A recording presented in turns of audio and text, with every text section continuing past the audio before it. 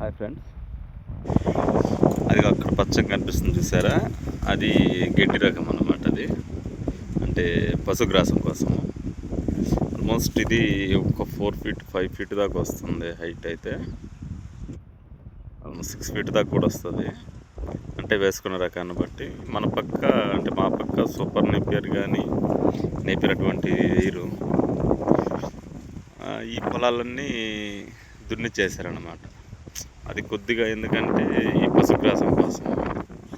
అంటే ఈ డిసెంబరు, జనవరి, ఫిబ్రవరి ఈ 3 నెలలు ఏంటంటే పశువులు బయట తిరిగేదని అవకాశం ఉండదు ఫ్రెండ్స్. ఎందుకంటే చెరువులు నిండిపోయి ఉంటాయి.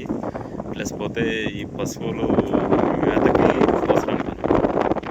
దీంట్లో వేరుశనగ, పుచ్చ అటువంటివి వర్షాధారపు పంటలు పండిస్తారన్నమాట.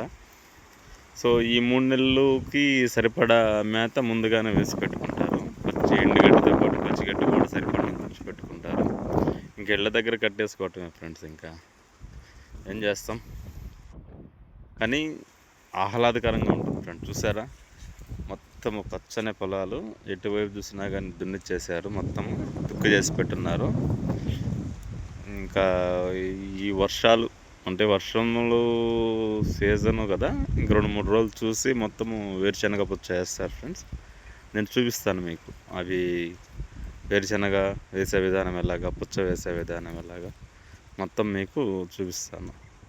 దయచేసి నన్ను సపోర్ట్ చేయండి ఫ్రెండ్స్.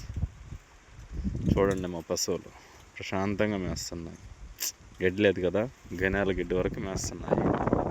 సాయంత్రం కట్టేసి మళ్ళీ మేత కోసుకొని వచ్చి వెయ్యాలి వాటికి. Okay friends, bye.